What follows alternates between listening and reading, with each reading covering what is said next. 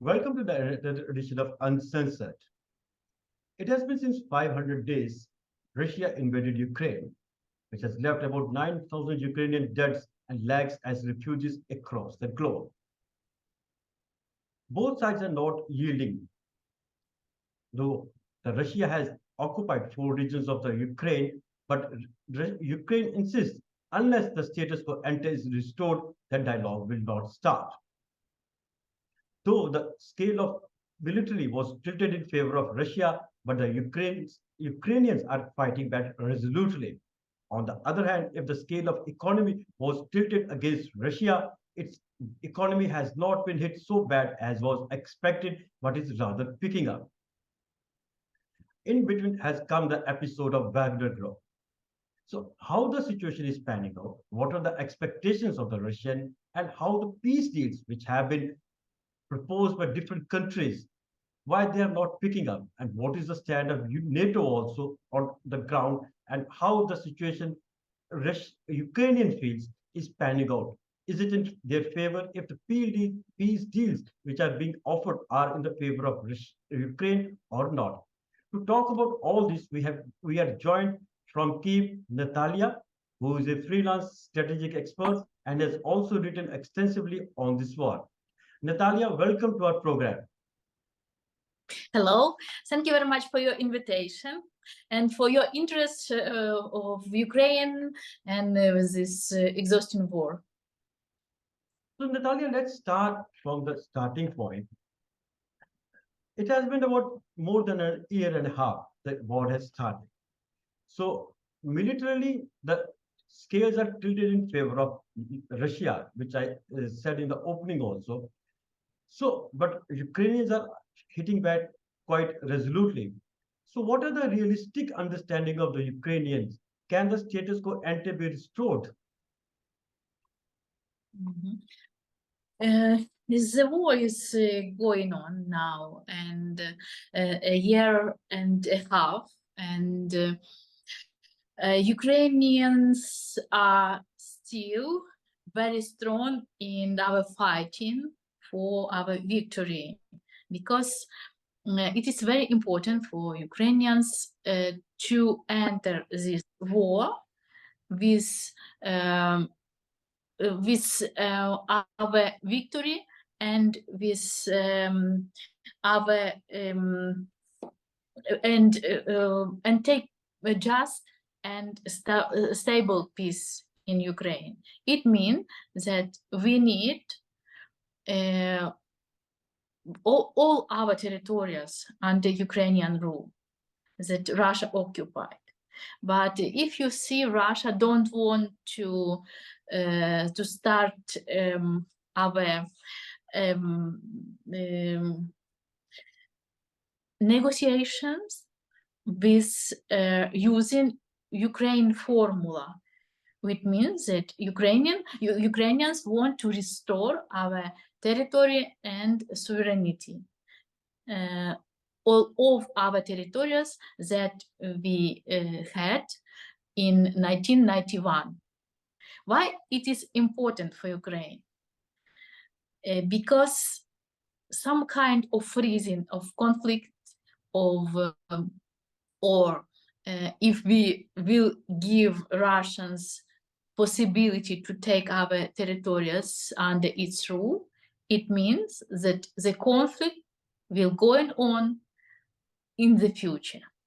We had the same situation in 2024 when Russia occupied our territories with fighting, and then after 8 years, Russia started another full-scale war. But another important thing for Ukraine is guarantees, because Ukraine need some kind of guarantees. That means that Russia couldn't start another war against Ukraine in the future. And this guarantee we see as our entering to the NATO, because the NATO is the organization that could give these guarantees.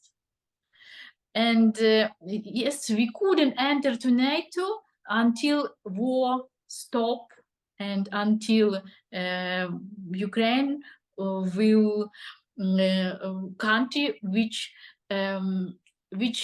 follow all rules that require entry into this NATO. But President Zelensky and other officials try to have some kind of good signal of NATO in the summit, which will start next week, that Ukraine can enter without some without problems when the war will enter. And but now what I can say as people who live in Ukraine and who stay all the time in Ukraine, the war is going on. And today, for example, Russia shelled rockets to Lviv. Lviv is a city in the west on Ukraine, very close to Poland. And this was attack on civilian house. So every day, everywhere, we have attack in our country, especially in the night when people sleep. This is some kind of pressure which Russia uses against civilians, because Russia tried to stop war now and freeze it in the borders which we have now with at this moment. And but in Ukraine, our people doesn't want any freezing. So not only Zelensky, president personally, told about fighting until we will have will we restore our sovereignty and territorial integrity. All people in Ukraine have this kind of willing. Okay, Nataliya, let's now take it forward a bit. You have written your article, and it's a wonderful article as far as the Ukrainian perspective is concerned, which you have written for Observer Research Foundation in India. Now, an important point which I wanted to talk with you, if Russia was so worried about the NATO expansion, it did not attack Poland, but instead it attacked Ukraine. So why did it choose Ukraine at the first place, and why it's pressurizing Ukraine not to be a member of NATO? What is your understanding of this, and what is the Russian viewpoint with regard to it? First of all, I would like to say about relation between Russia and Ukraine. It's very important because Russian war against Ukraine, it's not about NATO, first of all. It's about relations between two countries. Ukraine was occupied by Russian Empire, then Soviet Union during 300 years. And Ukraine territory, with its people, very clever, very brave, people with very deep history, which starts from time not only Russia, Kievska Rus, but with civilization of Tripila, which started 5,000 years ago in our territory and so on. But Kievska Rus was a very important state in Europe with good relations, with good relations in very well-known state in that time. And Russia, when occupied our territory in period of Russian Empire, using all facts of our history of Kiev Rus history, to make Russia as a very important, very historical country, because Kiev was much more important for this statehood and this fact for Moscow. And then when then another fact is that President Putin personally wanted to restore its influence on Ukraine.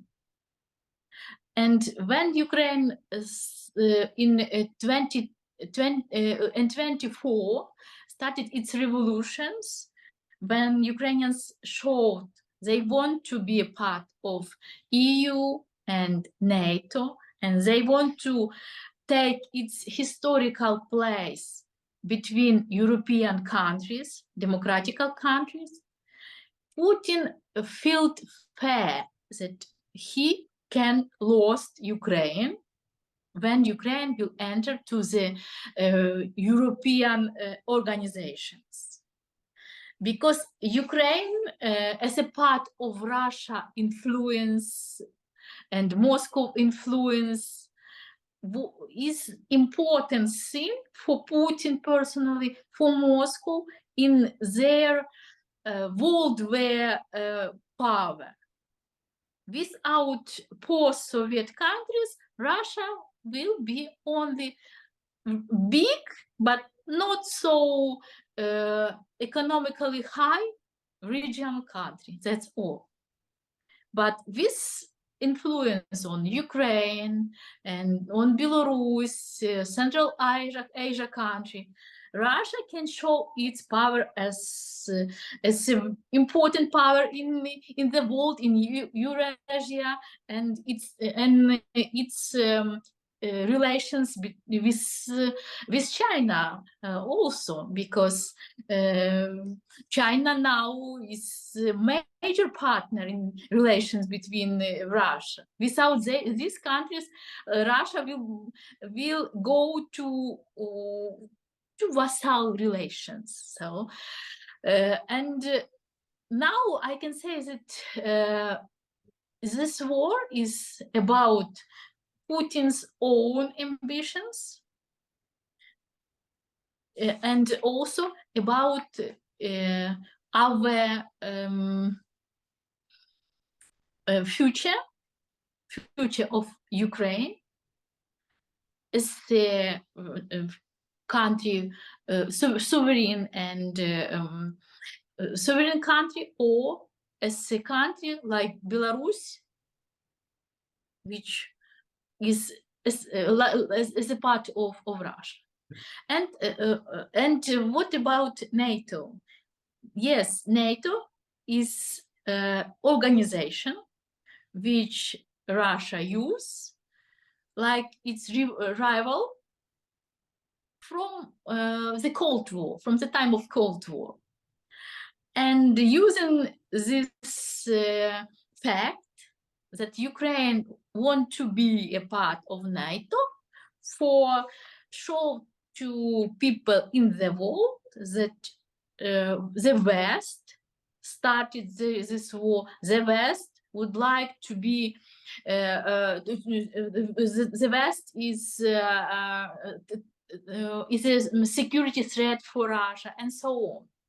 But look, when Finland entered to NATO, Russia didn't use any method and didn't use war against Finland. Also, Russia have another part of border with NATO in Finland part. Because this war not about NATO now. It's about Putin's willing to have Ukraine as a part of Russia Federation and to restore Soviet Union. It's his dream, and he told about this dream in early presidency time, 10 years, 15 years ago. And also write its article about Russia-Ukrainian relations, and told that Russian and Ukrainian, they are unique nations, it's only nation, and no any Ukrainians at all, they are Russians. That's not true. And because Ukrainian has its own language, and this language is close like to Russian language and also to Poland language, or for languages which use Balkan countries, Croatian and Serbian, because we can understand each other. We have our deep history, and also Russians, not Ukrainians, and Ukrainians, not Russians, because mentality of our nationals are very, very different. Got it. So, Nataliya, what you are suggesting and what I'm picking up from your this extensive explanation is that it's not a Russian war, rather it's a Putin war, right? No, that's not right. It's Putin agenda, basically what he's seeing at. It's not a Russian war, but Putin's personal agenda which he's pursuing, and his dream is to undo what the Gorbachev have done. Am I right in understanding? It's not true, I can say, because look at the statistic. When Putin started this war, about 90%, 80% of Russians was for this war, not against. And now look Russian public messengers where Russians are writing about the situation between two countries. Every day when Russia shelling this rocket to Ukrainian cities, Russians very happy about it, because Putin, it's a product of Russia society. During 20 years, Russians voted for Putin because they wanted to see very strong men in their power. For Russians, not their own interest is important. For example, how their family is living, how their children is living. They do not compare this level of life with, for example, other countries like West or like China. No, Russians want to have some kind of some kind of great country. They are dreaming about great country like Soviet Union. In their mentality to be a big nation, major nation, and they mean that Putin's policy. It's like dream of Russia society, because they don't see Ukrainians as a sovereign nation. They look Ukrainians as a minor party, minor ethnic in relation with Russia. What you were So we couldn't say that's only Putin's war. And look, Bucha or Irpin or Kharkiv region, when Russia's army used a weapon against civilian people, when Russia's army killed a lot of children, women, and so on, civilian people. Putin don't kill them by self. Russians killed Ukrainians. And it's a very big tragedy between two nations, which we could put together for a long time. Ukrainian people had a very long history to live together with Russians. And yes, we have a lot of Russians in our country, for example, or a lot of people who have relatives in Russia. And we couldn't even think that they can kill us. For what? For what? What? Natalia, what you were suggesting, I mean, this is what I was hearing also in other talks also, that there is a strong response for Putin with regard to this war. Russians are rather supporting Putin on this war. So what you are, from what I can understand from your answer is that, so Russians in general believe what the Gorbachev did was wrong. They want to restore the Soviet Union and see Russia as a great power, even at the cost of anything economically. That doesn't matter to them. They just want Russia to be restored as a Soviet Union, a great military power. This is what I can understand from you. That is why they don't want to see Ukraine as a sovereign, independent nation. NATO was an excuse. Am I right in understanding it? Yes, it's right. Exactly. Yes. So, yes, please, if you want to say.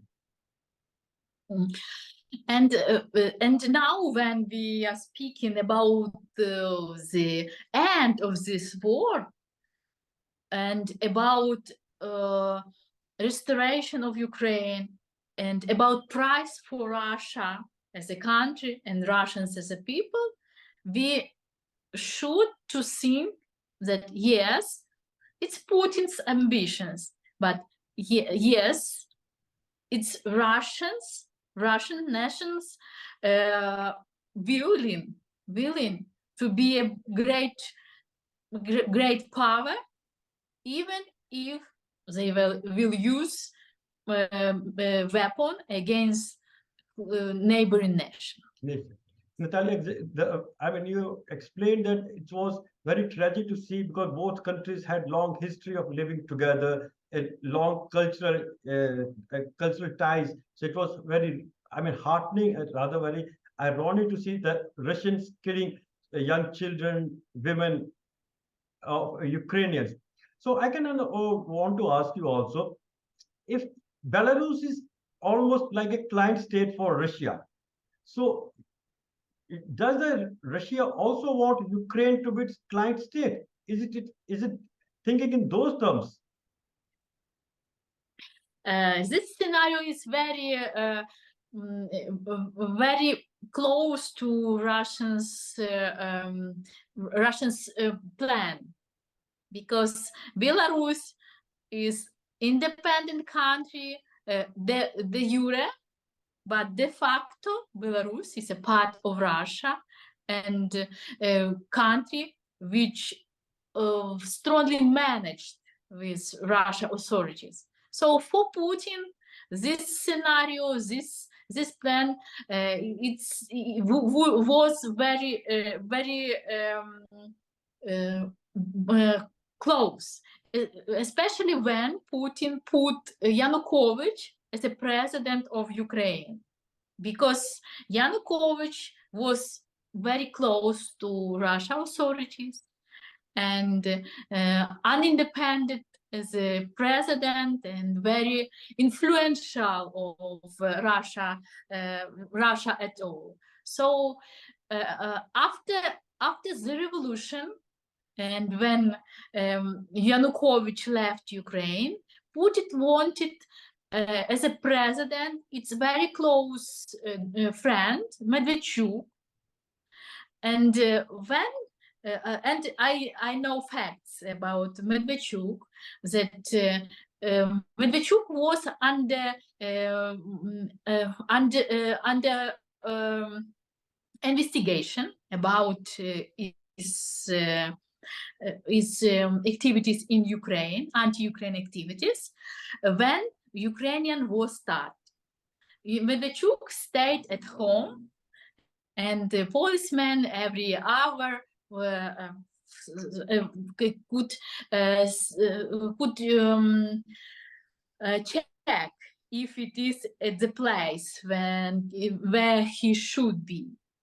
And Medvedchuk was waiting for the Russian soldiers enter to Ukraine, because he was waiting to be a president or speaker of parliament when Russians will enter to Kiev, to Ukraine, because a plan of Putin and the Russian military was to enter to Kiev during 3 days.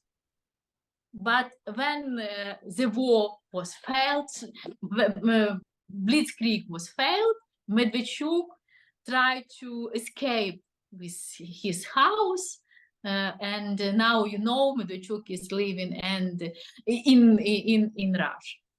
So Putin had this plan to make Ukraine like Belarus, with person who is totally controlled with him. So, Nataliya, we're coming close to the end of our program, so I just wanted to ask two or three important questions.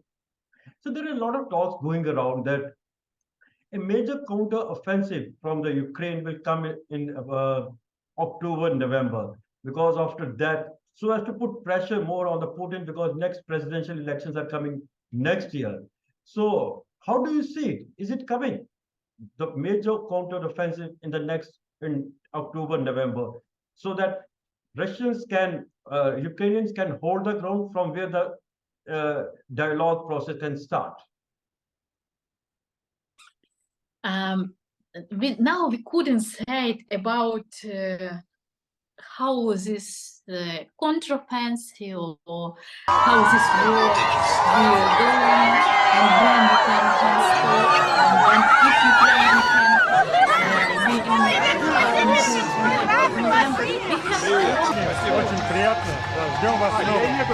then experts try to predict about this war. But we don't know plans of Ukrainian military, and we couldn't predict because Ukraine also depends of weapon which our partners provide to Ukraine. And now for our counter-offensive, it's very important to have F-16. Yes, because without this factor, it's not easy to make our counteroffensive very successful. And another factor which could change our situation, and which could change war at all, is situation in Russia. 2 weeks ago, we thought that in Russia, Prigozhin, very close person to Putin, started some kind of actions which could change situation in Russia. Yes, yeah. And yes, and we don't know if Putin is really control situation in its big country. If elites in Bashkortostan or in Caucasus are satisfied with situation in their region, with economy. If Russia elites is satisfied with sanctions and with situations when they need to spend its money for war, which is not successful now for Russia, is not going as they expected. And a lot of journalists and bloggers, Russian bloggers, sometimes criticize not only Shoigu, Gerasimov and Putin with this war, because for Russians it's important to win in smaller Ukraine, but now they couldn't see successful actions. Bakhmut, it was main point in their history, in their war history, but Ukrainians but Bakhmut, it's not victory. Small city in the south or in the east. So there are a lot of factors. Nataliya, sorry to interrupt you, and just last end of our program, we will have another conversation with you very shortly. So what you were suggesting, the Prigozhin factor which has come into play. So we have to see how the developments take place inside the Russia, how the Russian elites see the situation. That is a very important factor to take into account. So given the ground situation, how do you see, is it going to be a prolonged war, or it can end at some amicable solution which both sides will find acceptable? Very short answer I would like you to give. As a Ukrainian, I don't think that it would be a long war. I think that it would be not long war, and we can enter it fighting in this year, I think. But there are a lot of factors that will afterwards, that mean like documents and so on. I think that long war, it's not